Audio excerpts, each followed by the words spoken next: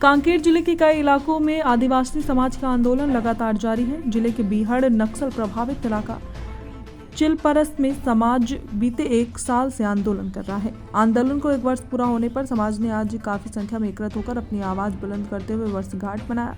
समाज प्रमुखों का कहना है कि स्थानीय व समाज के लोग बिना ग्राम सभा की अनुमति के कैंपों की स्थापना, सड़क पुलियों का निर्माण का विरोध कर रहे हैं।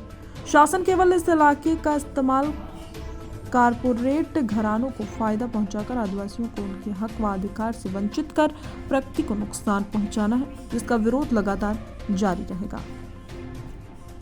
संवाददाता विश्वजीत दास की खास रिपोर्ट। मेरा नाम सहदेव सेंडी। सेंडी जी, चिलपरस में क्यों जुटना पड़ा इतने लोगों को? देखिए, आपके चैनल के माध्यम से मैं बताना चाहता हूं, पिछले 1 वर्ष से लगातार यहां पर हमारा आंदोलन चल रहा है, लेकिन आज तक शासन प्रशासन आज तक कोई पहल नहीं की है। क्योंकि आज शासन तक हमने कई लेटर, आवेदन, निवेदन किए हैं, लेकिन आज तक हमारे लिए, आदिवासियों के लिए कोई पहल नहीं किया है। ये आंदोलन इसीलिए लगातार 1 वर्ष से चल रहा है। और विरोध क्यों कर रहे हैं आप लोग सड़क का, कैंप का?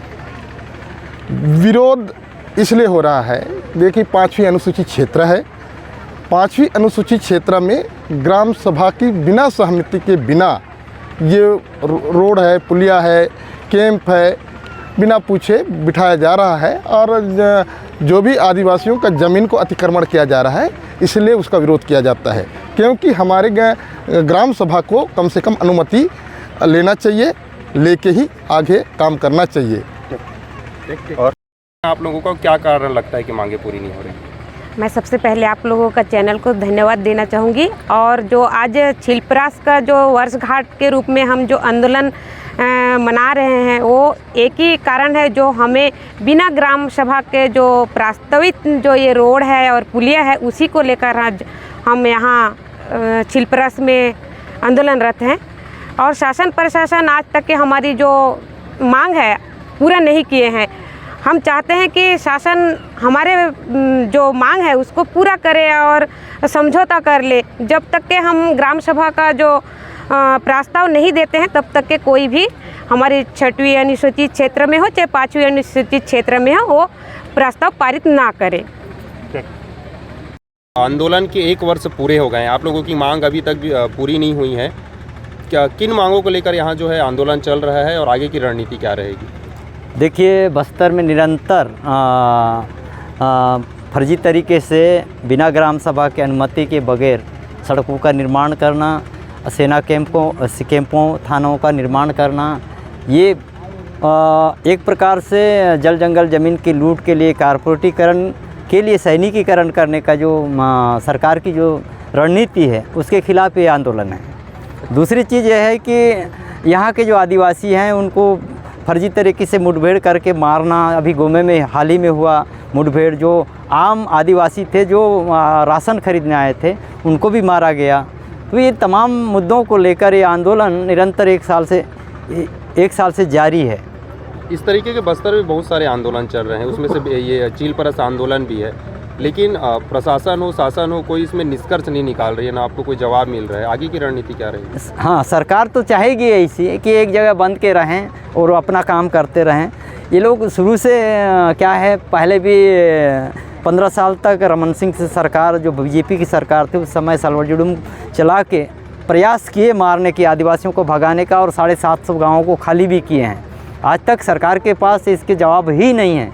और जिन फर्जी मुठभेड़ हुए रमन सिंह सरकार के समय में, उनका भी जांच रिपोर्ट आने के बाद भी भूपेश सरकार ने भी उन पर कोई कार्रवाई नहीं की। अब दोबारा बीजेपी सरकार आके पुनः उस मुद्दे को एक प्रकार से, मैं तो कहना चाह रहा हूँ कि शायद दूसरा सलवाजुडुम का दूसरा पार्ट शुरू करने वाले हैं। और ये जो चिलपरस आंदोलन जो है, चिलपरस का आंदोलन भी वही है कि सड़कों का निर्माण एकमात्र पूंजीपतियों के माल वाहन के लिए, माल ढोने के लिए, यहाँ के जल जंगल ज़मीन संपदा को लूट के ले जाने के लिए बनाया जा रहा है, बल्कि आदिवासियों के हित के लिए नहीं है।